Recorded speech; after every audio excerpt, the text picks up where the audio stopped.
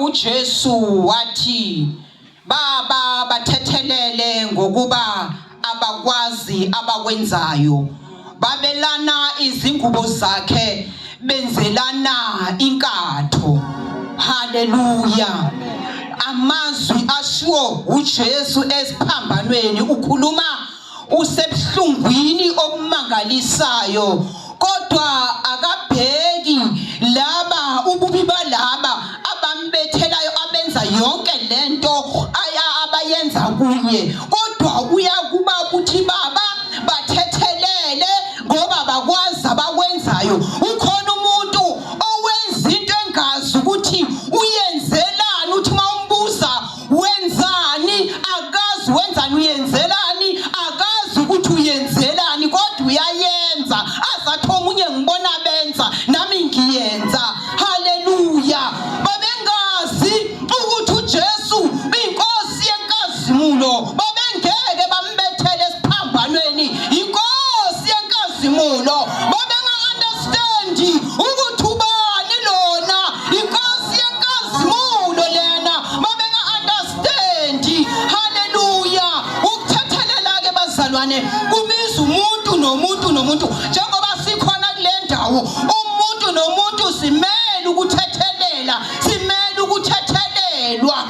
Azathi omunye ayi ngimthethelele yena kodwa ngikhohlwa into angenza yona. Uyabona ukuthi akathethelele kahle kahle, angikhohlwa into kodwa yena ngimthethelele. Ukuthethelela kusuka phakathi ejuleni kwenhliziyo yomuntu. Haleluya. Ucela intethelelo ungonanga, ucela intethelelo wonile, ucela intethelelo woniwe, ucele intethelelo. Inzima ke bazalwane indaba yentethelelo, inzima indaba yakumuntu uekonile uyocela intethelelo, kodwa is a command ukuthi sikwenze. Uhambe usithobe ucela intethelelo. Haleluya. Ngoba intethelelo kahle kahle eqala kuJesu. uJesu wenza ukuthi sithethelelane, azathi lezi enibabambe ngazo nibanjiwe nani, kodwa uma bethi bathethelela nani nithethelelwe. Haleluya. Sithethelelwe ngoKristu Jesu. Intethelelo ibiza umuntu nomuntu. Bazalwane, ungathetheleli kwenza umuntu azizwe egula, kwenza umuntu azizwe engenakuthula, kwenza umuntu azizwe engalale exokozela ngoba kunaleli tshe elisenhlizweni lokuthi angithethelele. Haleluya. Kufanele udlule entethelelweni ukuze uphile, ukuze ube nokuthula. Haleluya. Haleluya. uJesu walenga esiphambanweni, wangabheka ububi babo, kodwa wathi baba ungababaleli inkosi bathethelele ngoba lento abayenzayo abayazi. Haleluya. Amen.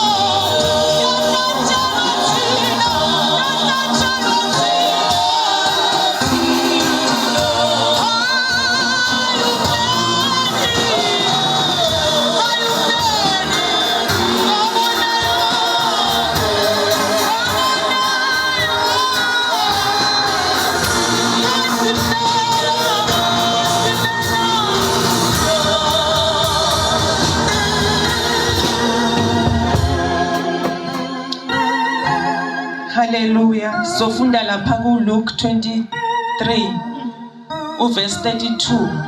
Kwakukhona nabanye izelelezi ezimbili abayiswa ukuba babulawe kanye naye. Bese sisuka siya ku verse 39.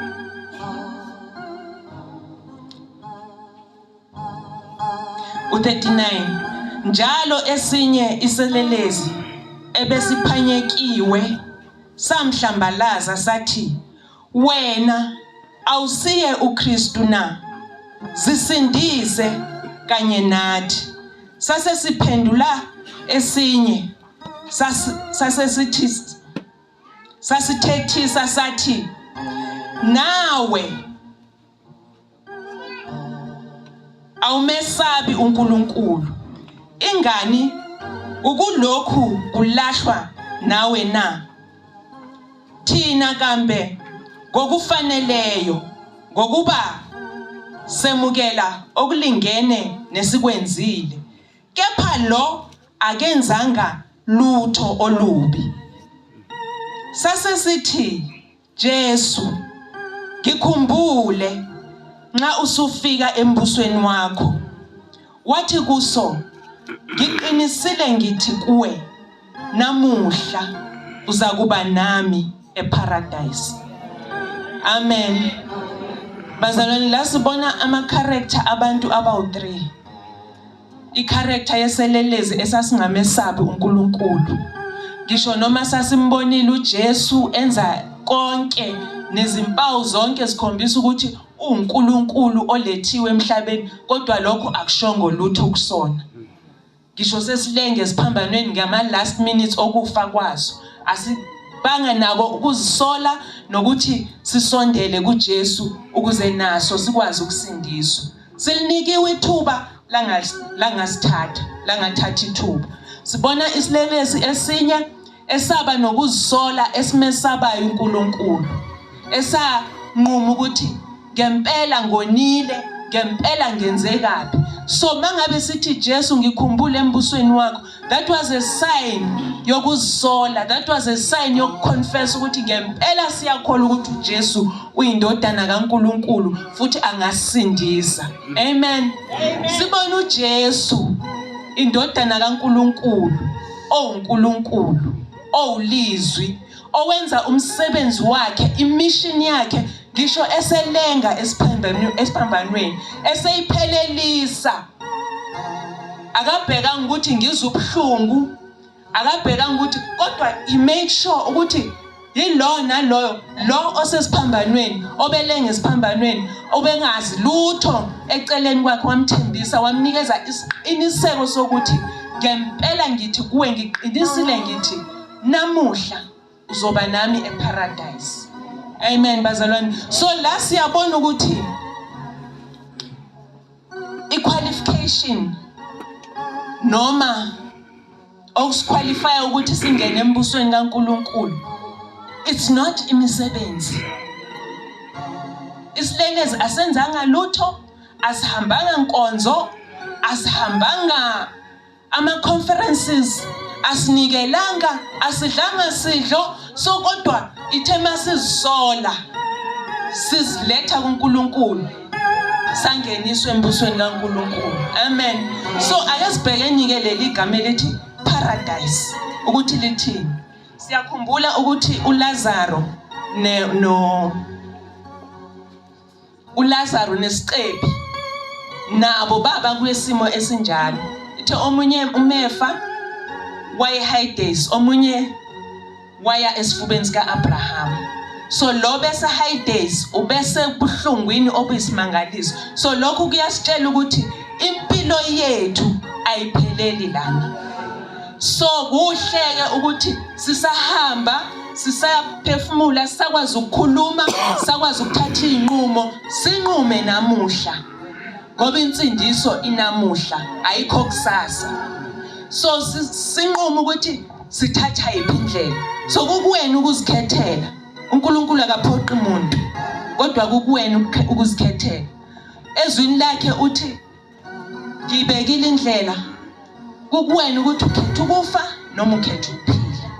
Kodwa bengathi khethe ukuphila kunokuthi ukhethe ukufa. Amen. So la eparadise kukhulunywa ngokuthi indawo la kukhona uNkulunkulu. That is another name for heaven. La kuhlala khona ubuthathu bezulu. Siyayithola laphana kuJohn 14 verse 1 to 3 la uJesu esho khona ukuthi endlini kaBaba ziningi izindlu. Umesuka la uyosilungisela khona ukuthi uma esilanda asilandele ekhaya kuphi eparadise. So iparadise is an eternal home for the righteous. Ikhaya labalungisisiwe. Kukhulunyiwe kakhulu ngokulungisiswa ekseni ukuthi silungisiswa kanjani. Amen. And then lapha ku 2 Corinthians chapter 12 verse 3 uPaul uyasho ukuthi wathathelwa naye eparadise. La afika khona wanikezwa izambulo ezinkulu zikaNkulunkulu, ezinye zazo akakwazi ukusichazela zona. Mangabe ethu uyasichazela besizomenza futhi ukuthi akhukhumale ngenxa yokuthi uNkulunkulu bengafuni ukuthi akhukhumale. Wadedela ingelosi kaSathane yamnikeza Eva elamenza ukuthi ehle akwazi ukusherisha everything njengathi. Lokho sikubonile kuJesu ehamba emhlabeni. He was the lowest of the people. Ubephansi ngalendlela yokuthi noma ubani angakwazi ukusondela kuyena. Nanamuhla ke musukuzinyeza sondela nawe kuJesu. Ngisho noma ngabe uphansi kangakanani, ngisho noma ngabe wone kangakanani, ithuba lisekhona. uJesu uthi namuhla, uthi ngiqinisile ngithi namuhla, usinikeza that assurance. Kezwakala bazalwane? Amen. So again indawo iparadise, it is ilinganiswa nensimu yase-Eden. Insimu yase-Eden siyakhumbula ukuthi before uAdam noEva bewa, that was a paradise. Iparadise nje kwakukhona nje ukuthi that relationship phakathi komuntu neNkulunkulu, a very close ubudlelwane obuseduze kakhulu noNkulunkulu, uxoxa noNkulunkulu, uyazi ukuthi uyakuvakashela uNkulunkulu ngesikhathi esithile. So uJesu is coming to restore that paradise esesiphambanweni. He restored it. Wathi namuhla it will be finished. Ngoba wehla waya phansi wazithatha isihluthulelo ze-Hades nezokufa Sathane. So ababemkhonza befe bemkhonza ngalelo langa banyukele eparadise. Ababengamazi uJesu ngalelo langa bathola ithuba lokuthi bashunyayezwe banyukele eparadise mabemkholwa bemvuma. Amen. So wena uzothi uhlaleleni ngoba usezulithola elinye ithuba ethuneni.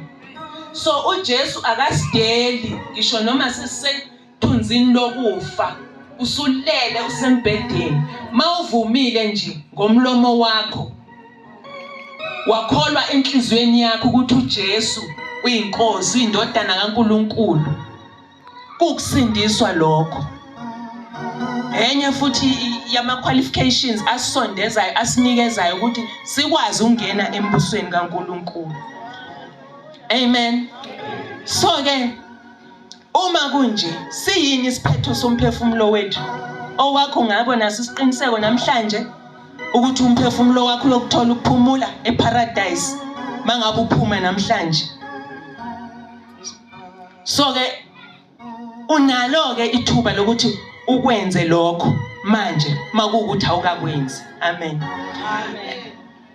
Laphana kwase kuJohn 2 verse 2 uyasikhombisa ukuthi ubani ozofinyelela lapho eparadise. Uthi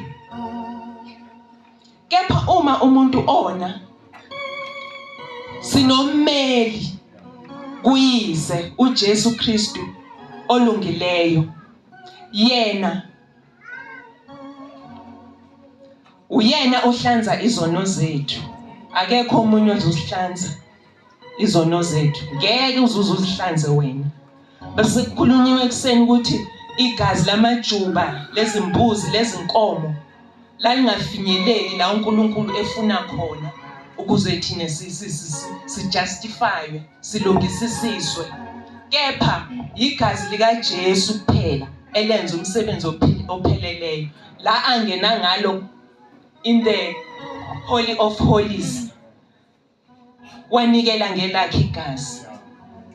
So ke your penalty isusiwe igazi lika Jesu.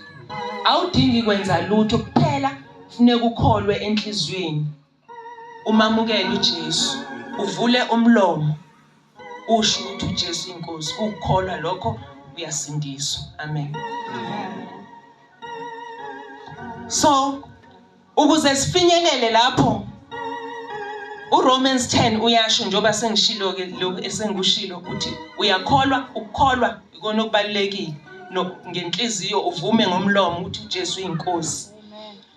No John 14 verse 6 uyasho ukuthi uJesu uyena yedwa oyindlela neqiniso nokuphila. Akekho omunye, alikho elinye igama esilinikiwe esingasinda ngalo thina abantu. Alikho elilethiwe thina, phela igama lika Jesu. Siwabonile amagama evezwa ngaphambi kwethu, kodwa mase kufikwa lapha nethuneni konke kusala khona. Amen. uJesu yena yedwa owaphuma, akukho ngisho nethambo lakhe ethuneni lakhe, ithuna li-empty. So ke ungathi ke uyekelana ukukholwa lo Jesu oNkulunkulu okuphila kwakho, namuhla ungathatha isinqumo. Bazalwane, today he is still giving us that opportunity, that assurance ukuthi kholwa uye kube usindiswa ngegazi lakhe kuphela, wamukele lona ususindisiwe. Akukho kunye, igama lakhe kuphela eliphakanyisiwe, hayi lomunye. Indlela okuyiyona yona ile yena ayihambile, wayikhombisa thina ukuthi kuhanjwa kanjani, ayikho enye. So sikhethele namuhla ukuthi uyaphi, thatha iphi indlela. Namuhla ngiqinisile, namuhla izakuba nawe eparadise. Isikhona iparadise, isi prepared for you. Thatha isinqumo namuhla.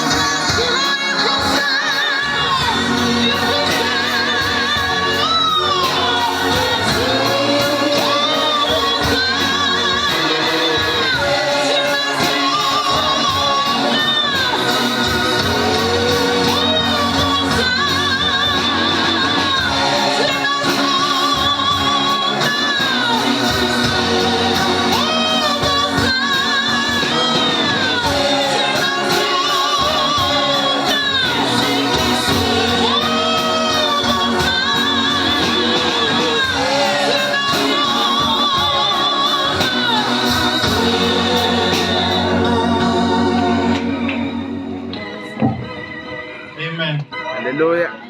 Glory to God. Amen. Isengizolufunda liku John 19 verse 26. Kuthe uJesu ebona unina nomfundi amthandayo bemi ngakhona, wathi kunina, mama ebheka indodana yakho. Wayesethi kumfundi, bheka unyoko. Kusukela kuleso sikhathi umfundi lowo wamisa kwakhe. Siyabona la i-adoption eyenzekayo. uJesu unikeza uMary indodana. nondodana uyinikeza unina. Abazikhethelanga kodwa bakhethele uJesu. Amen. Ukuthi nathi siphila kunalabo isibakhethayo kodwa bengakhethwa uNkulunkulu engasikhethelanga bona. Sasiye sincokole lapha emsebenzini nabanye abafana sithi hey mntakasisi mntakagogo sibizana kanjalo ngoba phela sithi soza omunye uza omunye. Amen. Kodwa kuKristu Jesu umntakasisi nomntakagogo ubuya ngasebenzi ngoba cela sifunde lapha kuNicodemus indaba ekhuluma ngoNicodema kuJohn 3.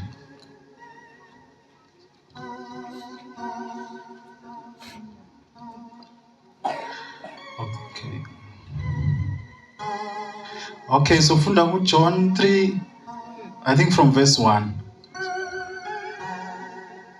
Okay, yes. Okay, kufundeka kanjena. Kwakukhona umuntu kubaFarisi unguNicodemus igama lakhe. Isikhulu sabaJuda loke weza kuye ebusuku wathi kuye, Rabi, siyazi ukuthi ngumfundisi ovela kuNkulunkulu ngokuba akakho ngenza lezi zibonakaliso ozenzayo uma uNkulunkulu engenawe.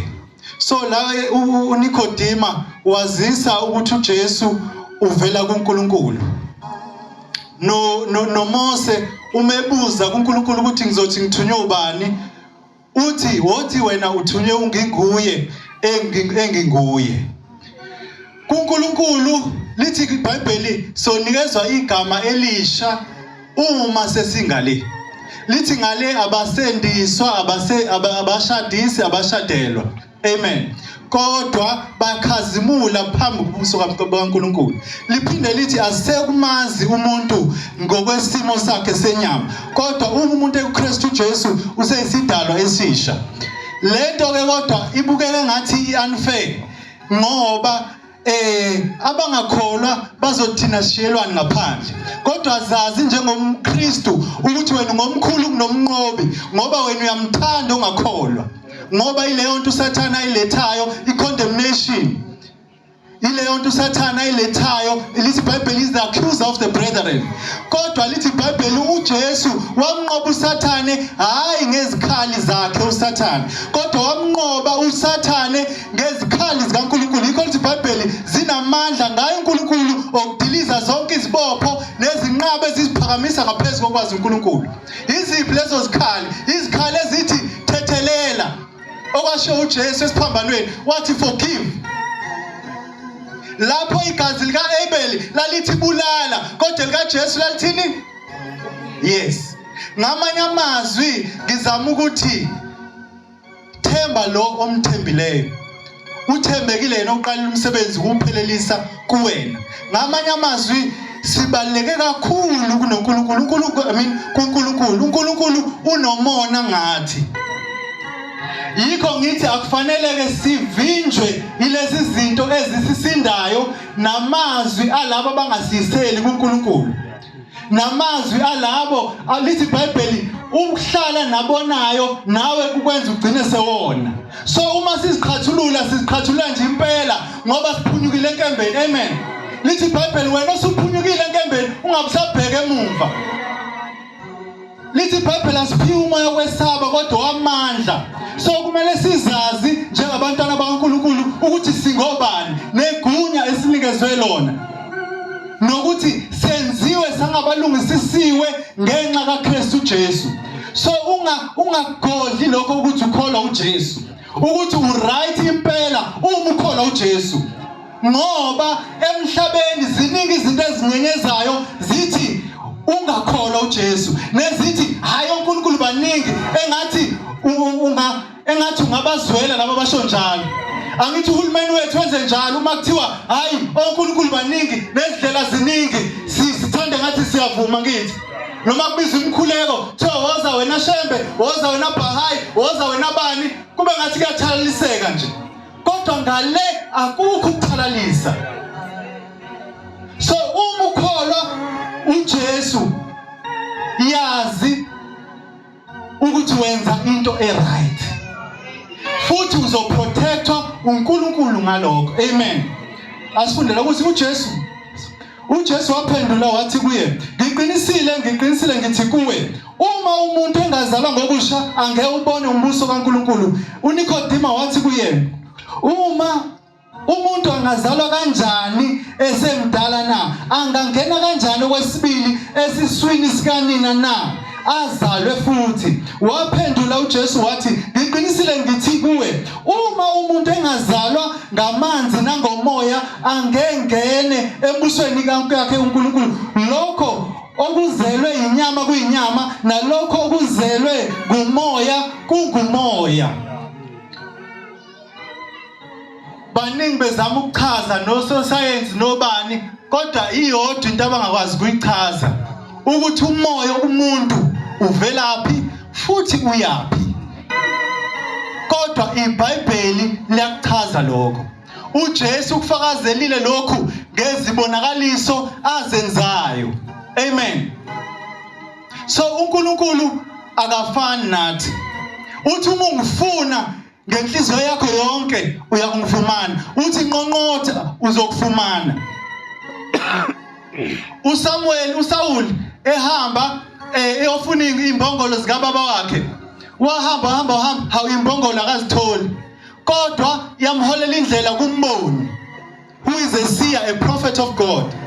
Wafika umboni wathi wamgcoba ukuba inkosi phezulu kaIsrael. Uyambona ukuthi uNkulunkulu uyakwazi nenani lezinwele ekhanda lethu, uNkulunkulu uyalazi. So ke thina asiyibo abokudukiswa noma kanjani. uNkulunkulu is a jealous God. uJesu mefe esiphambanweni wakhamuluka wokugcina ezinikela wathi, Baba, ezandleni zakho umphefumulo wami ngiyawunikela. uJesu wanikela konke okwakhe. Naku-Old Testament masifunda siyafunda lapho ngomnikelo ukuthi kumele ube njani. Kwakumele kube izingxenye ezithile zomzimba unikelo kuNkulunkulu, kube okunonile okuzoya kuNkulunkulu. Nathi iBhayibheli lithanda uNkulunkulu wakho ngamandla akho onke, ngakho konke ukufisa kwakho, ngakho konke uqonda kwakho, mthanda uNkulunkulu. Yilo umnikelo uNkulunkulu awulindele kuthina. Kodwa uma sisalibele omakhelwane, umakhi, khona izinto abazalwane esisithi small talk, ukudlulisa nje usuku. kuNkulunkulu akukho small talk. Lithi iBhayibheli wonke amazwi akhulumayo uyohlulelwa ngawo. So ke kukhona ubudlelwane esesibe nabo, hayi kube ukuthalalisa nje ukudlulisa isikhathi. Ngeke ngibasole labangani, ngiyayithanda icricket, ngibasole kodwa lapho ePT Villiers ukuthi hawu nidlala kangaka nalamazwe labo iSri Lanka, India, Pakistan, obani, kodwa banoNkulunkulu abaningi, thousands of gods. Kodwa uma sekusegroundini hayi cricket kuphela nje kuphela.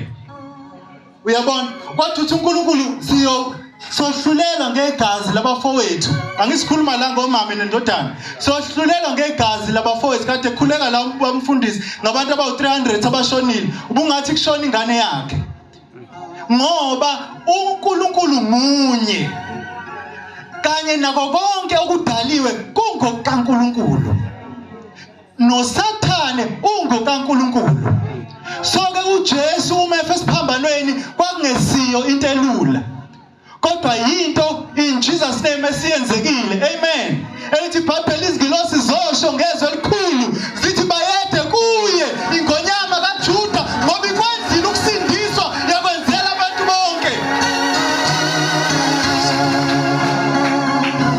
Ukusindiswa akulula kodwa kwenzekile.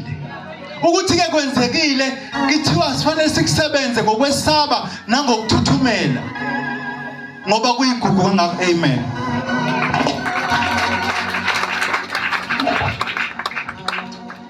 Siyabonga babona manga ngegama likaJesu.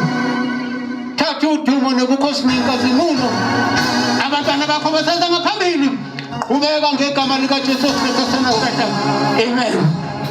Ezulwini nasemhlabeni